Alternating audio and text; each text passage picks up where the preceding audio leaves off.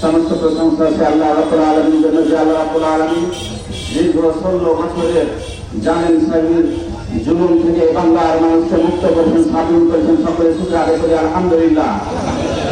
রাসূলের প্রতি দরুদ ও সালাম, যে রাসূল মদিনায় ইসলামী রাষ্ট্র, কোরআনের রাষ্ট্র কায়েম করেছিলেন এই বাংলার জন্য, আমরা সেই রাষ্ট্র কায়েমের পথে হাঁটার সুযোগ পেয়েছি, শুকর আদায় করি এবং রাসূলের প্রতি ভক্ত করে দরুদ ও সালাম করি সাল্লাল্লাহু আলাইহি ওয়াসাল্লাম।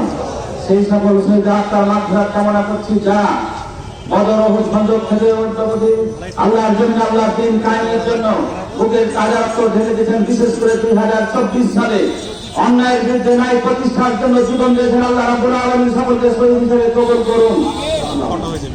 সম্মানিত ভাইরা, মহান আল্লাহ রাব্বুল আলামিন দয়া করে, অনুগ্রহ করে, করুণা করে তারুণ্যের হাত দিয়ে আমাদেরকে বাংলার মানুষকে জুলুম স্বৈরাচারের জুলুম থেকে আমাদেরকে স্বাধীন করেছেন, মুক্ত করেছেন। সম্মানিত ভাইরা, আমরা খুশি না দাদা?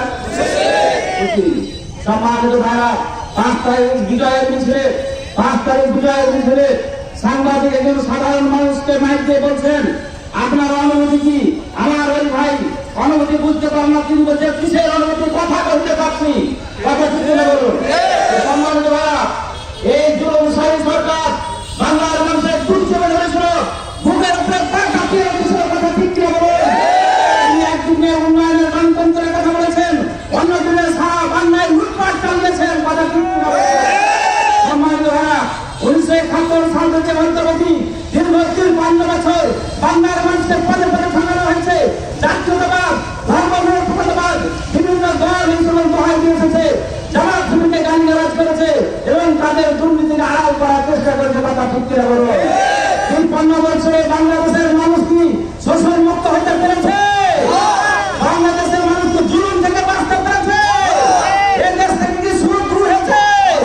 এদেশ থেকে ঘুষ দূর হয়েছে? আমরা বলতে চাই, মানব রচিত মতবাদে, ব্যক্তির মতবাদে বাংলার মানুষের, পৃথিবীর মানুষের পরিবর্তন হবে না।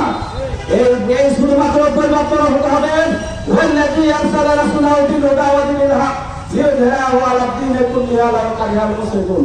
আল্লাহ রাব্বুল আলামিন বলেন, সেই সত্তা যিনি রাসূলকে প্রেরণ করেছেন সত্য গুণ সহকারে, হক সহকারে, আল কোরআন সহকারে, যার কাছে দুনিয়ায় যত মতবাদ আছে সব মতবাদের উপরে আল কোরআনের মতবাদকে কায়েম করার চেষ্টা করবে।